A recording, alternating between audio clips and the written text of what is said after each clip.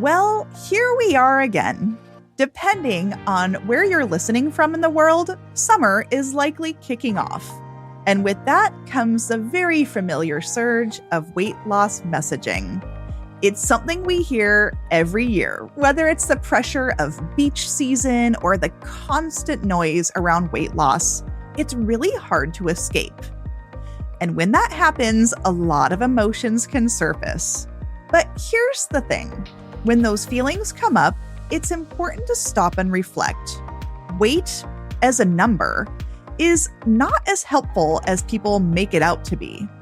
The bigger picture is actually how you feel, your energy, your strength, and how your body can support you through this life. That's the real key. For me, and today's guest, my dear friend and colleague, registered dietitian Ashley Koff, the conversations we should be having are less about weight loss and more about weight health. But to have that conversation, we need to understand something very important: the biology and mechanics behind how the body changes weight. Your body is not a math equation, so I hope this episode helps clarify the many factors involved in the weight conversation. So I hope you'll stick with us because we have a lot of science and a lot of compassion to cover. As we dive in, there's one thing I really want you to consider. Your body is not passive. It's constantly responding to the various inputs from your environment to keep you moving. And because of that, if changing weight is a goal that you have, it can often be a somewhat complicated path, one that has to make sense for you and your body. To kick things off, I'd love to hear from Ashley about why weight loss seems to be having yet another moment in the spotlight. After that, we'll dive into the important difference between weight loss and weight health. Let's get started. Ashley, welcome to the podcast. I'm so excited that we're doing this. We've known each other for a long time. I love interviewing fellow dietitians. And today, weight loss right now feels like it's having another big cultural moment. So I'm wondering how you're seeing weight loss messaging show up, what feels familiar and what feels different from all the past cycles. As a practitioner who has worked in this space, and then of the 25 years that I practiced, about 15 of them were in Los Angeles, I definitely have a different lens. There are people who felt we broke up with weight loss and being skinny in the 90s, and all of a sudden it's back. But I'm not somebody who has ever seen us break up with or not have a space where people were really driven by and even judged by their size. And it was very much on my radar that we used criteria such as weight for health, body mass index to determine what kind of access to healthcare we get, and also who is deemed normal versus who is deemed overweight, obese, etc. And notably, I'll say a weight problem, not a health problem. And I think that's the important distinction. The moment that we're having today is we now have medications that are being very successful in research and also in application in weight loss. And they're being judged on that part. So percentage of weight loss while people are on medication is rivaling anything that we've seen before from diets and other approaches. So I think that's really important for us to pay attention to and to recognize that maybe some light bulbs are going off. You and I are going to unpack maybe the pros and the considerations of how we judge that. I get a lot of questions about this, and I get a lot of people coming to me saying, I'm so upset. My BMI, which is a height per weight ratio, is high, and it's not realistic for me to be a normal BMI, but my doctor is telling me I have to be. And people are really upset about that label, and I think it's been pretty damaging. It is not a useful marker of anything related to our health. When we look at the statistics, even at its highest in adults and certainly by demographics, we have 40% obesity in this country, but 9 in 10 Americans are not meeting the criteria for metabolic health. If we really want to look at what is going on for us, it's why are we not metabolically healthy? And one of the reasons we're not metabolically healthy is we have been isolating weight and weight for height, and we haven't looked underneath the hood and said what's actually going on in someone's body. So for anyone who's ever felt that body mass index put them into a category in which they don't belong, We are here to tell you, great, break up with it. But to my earlier point, I did some work with performance athletes, NFL players, NBA players. So they never meet the criteria for body mass index, and they're also never judged by it.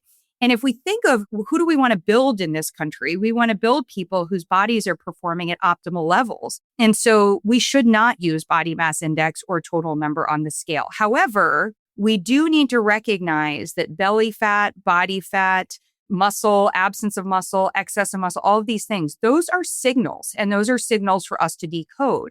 So I also feel a lot of women and men oftentimes don't get the validity in the healthcare system if they are on the thinner side and they say, but I have gained 5 pounds. When somebody tells me they've gained 5 pounds, I'm like, okay, really important. That is a key signal. But if seemingly all of a sudden something is changing and you're not able to understand why your body is responding in a certain way, that is a super valid and worth decoding symptom, signal, et cetera, for us to explore as your practitioner. So you have mentioned the idea of weight health rather than weight loss. Can you talk to me a bit more about what you mean by that? Bone, muscle, fat, hydration, so water inside of cells, water outside of cells, blood sugar, appetite and satiety, even our sleep are all components of what I call a weight health ecosystem. And if we pull any one of those apart and we don't look at it in totality, then we're going to fail to have you ultimately become what I call weight healthy. Weight health is about building and repairing and optimizing your body, whereas weight loss is about reducing and not giving your body what it needs to run better. I talk about this on the podcast quite a lot, but we need to talk about weight loss and just calories in versus calories out, eat less, exercise more, and you're going to lose weight. Anyone that has tried that over time has likely had a lot of fails. And I like to tell people, yeah, that's great. How old are you? Are you male or female? How much muscle mass? How much fat mass?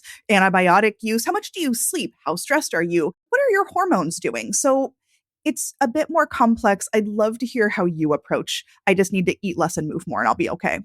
Yeah. So no, let's just start there. So as an example, let's pretend you went outside and your car didn't start.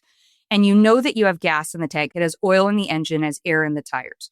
When the car doesn't start, you don't go drain all of those and go, well, now do you start? Or you don't try to find a place for extra air in the tires, like protein, and just be like, let me have more of that, but let me reduce the gas.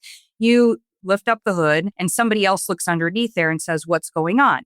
The idea is when we talk about calories in, calories out, or macro percentages, or any of these things, they may be part of a useful conversation as we personalize a plan, but they are not the foundation for your body's operations. So as an example, somebody might debate with me, is wild salmon or cheese healthier?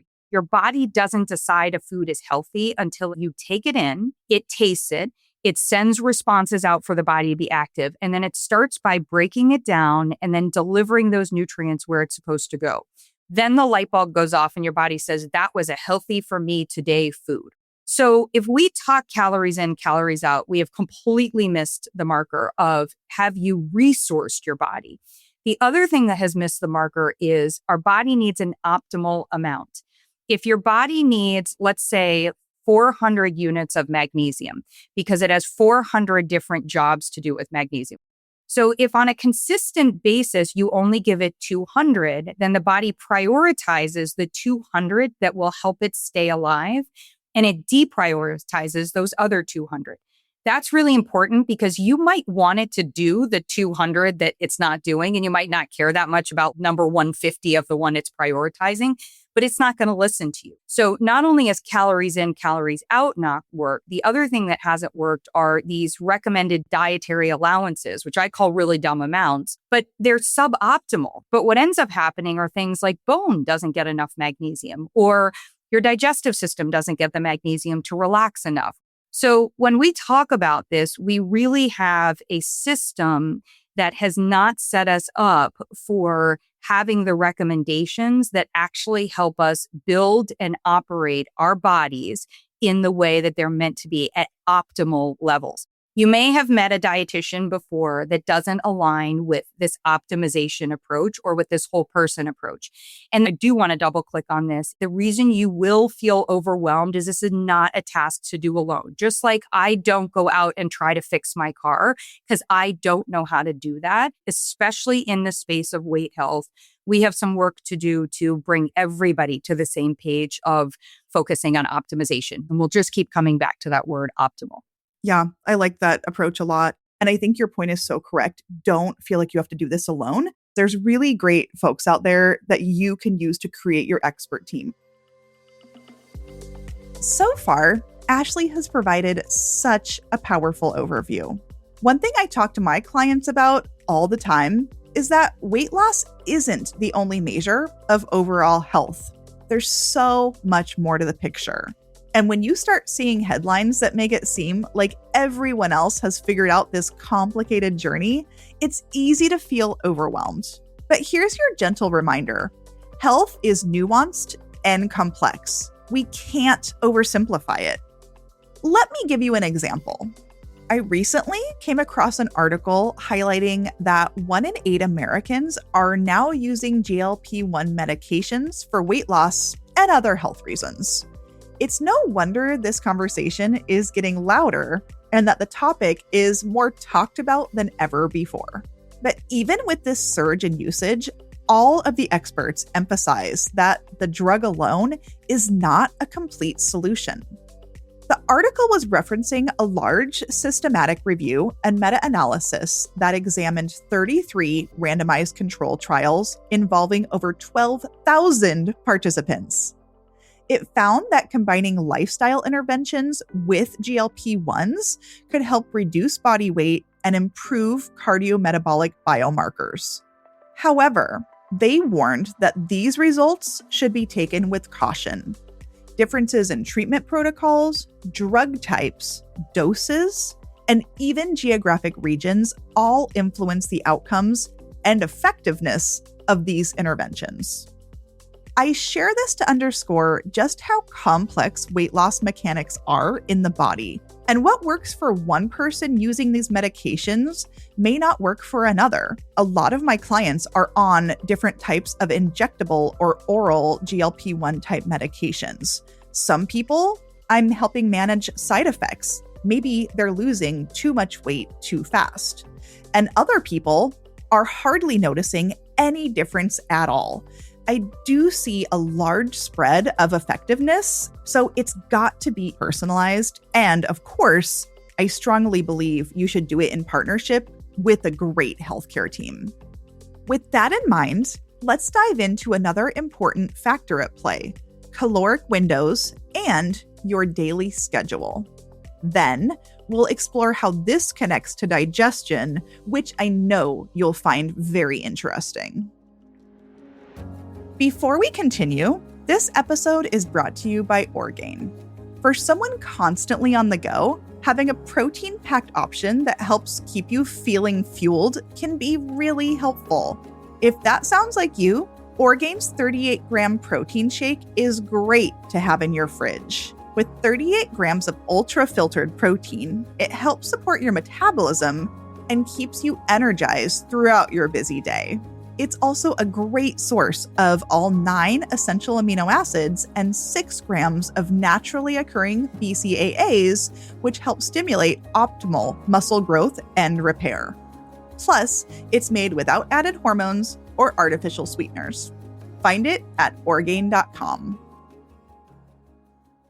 Tell me about timing of eating and caloric window. How do you approach that? Yeah, so we have 2 windows that we want to pay attention to. We want to pay attention to what I'll call our caloric/activity window. So when we take in calories, those calories are designed to give the body energy, fuel, to do all the stuff that support it in its active phase. So that should also be a signal to us that when we're eating and when we're consuming nutrients, we're meant to be active. We have another phase that would be called recovery, restoration, sleep. And during that window, the body has a whole to-do list. On that to-do list, there's a lot of really important stuff. It's deep cleaning, it's doing recovery work. So what we want to be careful about is we want to make sure that we're not having those two overlap. We're not giving our body calories during the time that we're assigning for the recovery window. So a lot of us, we have moved to where dinner and even late dinner or after dinner eating is occurring. And in that time period, when it occurs later, and when we also at that time period are having something larger or more difficult from a digestive standpoint, we're actually giving our body work to do during its recovery window. And that's going to mean that certain things that are on its to-do list don't get done. Instead of starting at, say, 10 p.m. to do recovery, it's not starting until 1 a.m. to do recovery. Well, when we take a timing, let's call it 10 or 12 hours during which we're actually getting nutrition, but we move it towards the back end of the day. So starting at 12 and finishing at 12, or starting at 8 a.m. and finishing at 8 p.m. We're still giving the end of the day more attention, more work to do there. And what we're not doing is we're not giving our body nutrients when we're asking it to be active, which is within about an hour or two of waking. I've had a lot of men where they are actually having hormonal health and stress response issues by delaying how long it is before they eat in the morning. So I like the idea of a window. I think most of us do pretty well in about a 10-hour window, maybe a 12-hour window. I tend to recommend consumption of nutrients, not coffee, to provide energy within about 2 hours of waking, and then stopping on the earlier end. And that's going to depend a bit on what you have going on in the back half of your day. I do so much work with my clients here. Stuff that I see happening is I'm not hungry in the morning, so I don't eat all day. Then I'm starving and stressed at night. I also see people saying my window was 12 hours or 10, but that wasn't working. So now it's 4, and I'm trying to fit all my calories in this very short window, and that's not working, and I'm stressed. When perimenopause hit and my belly came on at age 48 and I was exercising and I did the black coffee, I put some collagen, all this other stuff, and I was down to a 4-hour window, and belly fat, and cortisol and burnout. And what was underlying all of this? Why are we not hungry in the morning? Our digestion. So our sleep, that recovery window was not being respected. My digestion was not optimized. Why? Because when our sex hormones shift, we see this throughout our life. When our sex hormones shift, they throw our digestion off course. Then when we become stressed about it, and then when we try to condense what we're eating in a 4-hour window, because remember, it wasn't just that I was trying to consume in a 4-hour window. I was trying to consume somewhere in the neighborhood of 150 grams of protein. All of this stuff, oh my gosh, what a mess. So what I would say in that part is, for the person who feels overwhelmed, there is a place to start.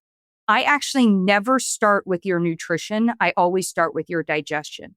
If your digestion is giving me any signals that it is not working optimally, not just okay, but optimally. So if your digestion isn't working, trying to fix it with a timing, that's not going to fix it. You might experience some benefit because when you're not eating, your digestion might feel a little bit better, right? Because it's not getting more work, but that's a false positive on that part. We don't want to live in that land. When I think of you, I think of like digestive expertise. Tell me in this conversation how hydration plays a role. Here's the thing. Hydration has been missold to us. Hydration is not about the ounces of water that you take in. Hydration is the process when water and the nutrients that it's escorting gets into the cells in the appropriate amount. We call that intracellular water. And you retain an appropriate amount, and it's in the places where it needs to go. So it's in your digestive system to help bind to fiber and to help fiber move through us, or it's in your bloodstream to make sure that things don't get sticky and crowded in there. Why is this all important for weight health? Because hydration actually belongs as part of your digestive process. It's part of the process of absorbing nutrients and having nutrients go where they're supposed to go. And that's involved in metabolism, and that helps our body work the way that's supposed to go. And one of the fun things to know is that one of your weight health hormones, PYY, actually regulates hydration in the colon as part of this whole system. So when your weight health hormones are not working optimally, you are going to see that dehydration is going to be part of why you haven't optimized your weight health, bone, muscle, and fat, and that water balance in the body. Your hydration strategy should be to pit stop regularly for 8 to 10 ounces of water. When you have water, see if over the course of the next 2 hours, you have to pee it out. And if you pee it out sooner than those 2 hours, you're likely to be a hose and not a sponge.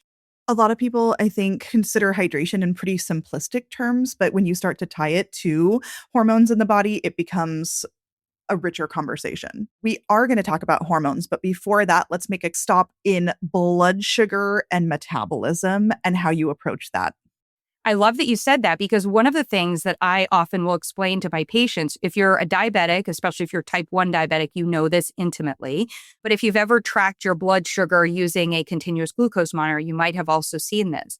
When your blood sugar is elevated, when you have more sugar in the bloodstream, it will actually send a signal to your cells for water and those minerals to come over into the bloodstream, because it's believing that it's going to get too sticky in there. That sugar is getting all stuck together. So you're going to have a crowded highway and it could be an accident. So we want to bring water in to flush that out. So one of the things that actually dehydrates us is not having better blood sugar balance. And better blood sugar balance, it's how we discovered these weight health hormones. If I go back 2004 as a bariatric dietitian, I was working with patients who were having weight loss surgery, and I saw that in the hospital overnight, their diabetes reversed when they had their surgery.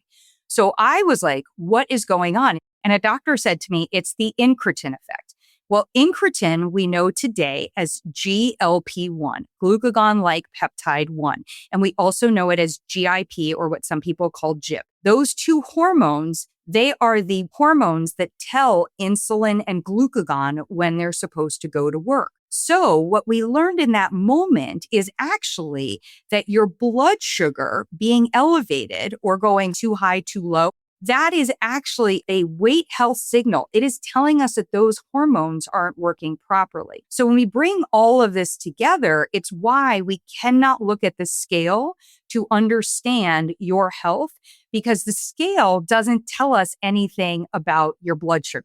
So when we assess your weight health, ideally we like to use a continuous glucose monitor, but we might look at fasting insulin. We might look at A1C, some other markers, including markers of inflammation. But blood sugar is going to be really critical, because blood sugar even affects our risk of having a stroke, of having elevated cholesterol, our triglycerides, like all of these different things. So, and I think just as you said, we've oversimplified hydration.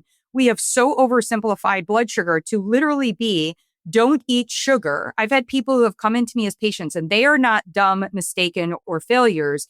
It has been communicated to them that the reason that they have diabetes is they consume too much sugar. And so what they do is they get rid of consuming sugar, and they don't understand why they are still diabetic. And it's because we haven't fixed the whole body. Yeah, I see this too. So tell me, as we transition, about hormones and weight loss, and then I want to hear about how you approach GLP-1 injectable and oral medication conversation. Yeah. So one of the reasons weight loss doesn't work is that, I think we'll go back to that car analogy, is that if under the hood, the reason that you're producing fat, or the reason you're unable to lose fat, is that we haven't fixed the underlying issue. One of the reasons is that in the lining of our digestive tract, we make weight health hormones. We make peptide hormones. Peptides are chains of amino acids. You all know peptide hormones, even if you've never met GLP-1 and GIP, because insulin is a peptide hormone. The term there means it's made from amino acids, whereas testosterone, estrogen, others are made from fats. So they're steroid hormones on that part. So these hormones made and released from the lining of our digestive tract, GLP-1, GIP, there are plenty of others that we're learning about.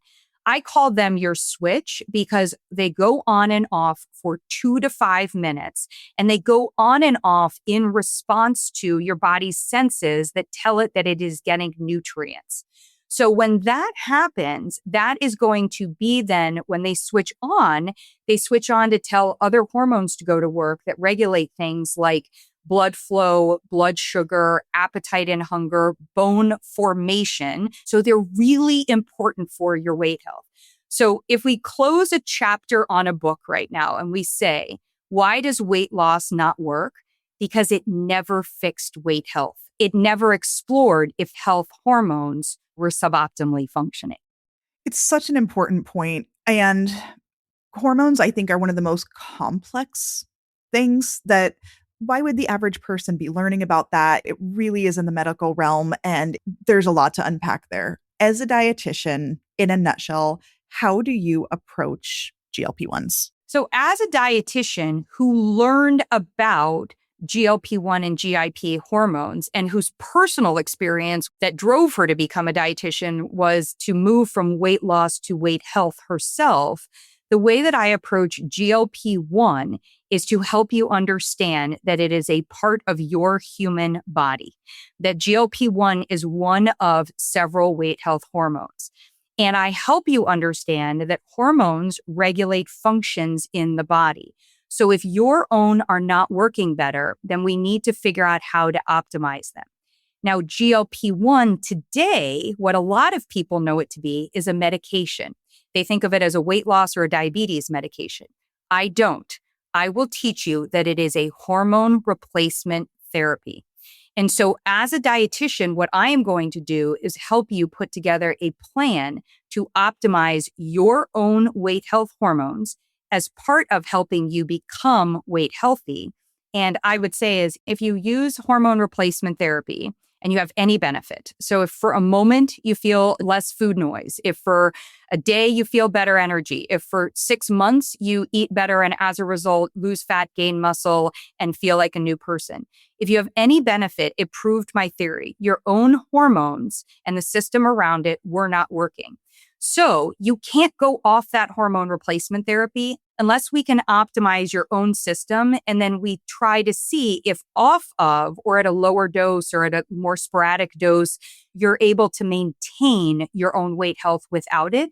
Otherwise, we stay on hormone replacement therapy, and there's no downsides to that if we're optimizing at the different things that come up in your life. A lot of my patients are really frustrated. Weight loss feels hard over time. People feel like they fail. I'd love to wrap up with how do you approach that conversation with someone that's really struggling? I have been leading this weight health movement for 25 years. It has gotten harder, not easier. I want to be clear about that. So I also want you to understand that as we pursue weight health optimization, you are going to hit moments where you may be like me and standing on a scale and you are seeing that you did everything right for 2 weeks. The number on the scale did not change. And you are now, your first place that it goes is that you are a failure again. And then I look down and I breathe and I look at the numbers and I see that I gained 1.5 pounds of muscle and I lost 1.5 pounds of fat. Or I went to get my DEXA and I see that I've stopped bone loss and I'm improving my muscle. So this takes effort, and we have to recognize that unfortunately, we still carry in us a diet brain and a weight loss brain. And we do want to work through that. And sometimes we revert back to, I'm just going to not eat, or I'm going to get on the scale to see if I'm a good girl or I was a bad girl. And that's okay. Just acknowledge that. Don't be upset with yourself and recognize a lot of trauma is going to be unpacked in this space. And that's why I also think a collaborative approach is a great one. Yeah, shout out to all our therapists and counselors out there that really deserve a place on this team. What an insightful conversation with Ashley. The more you step back and understand the science behind how your body works, the more freeing it becomes. Yes, the science is complex, but that's exactly why people who tell you that weight is just about willpower couldn't be more wrong. The science tells us otherwise. So I hope this episode brought you some relief and a deeper understanding. Your willpower is not stronger than your body's mechanics. That's why it's so critical to learn what works for you. Thanks so much for listening today. If you found this episode helpful, please share it with someone who might benefit. And don't forget to leave a review. It really helps us spread the word and keeps these important conversations going. I'll see you next time.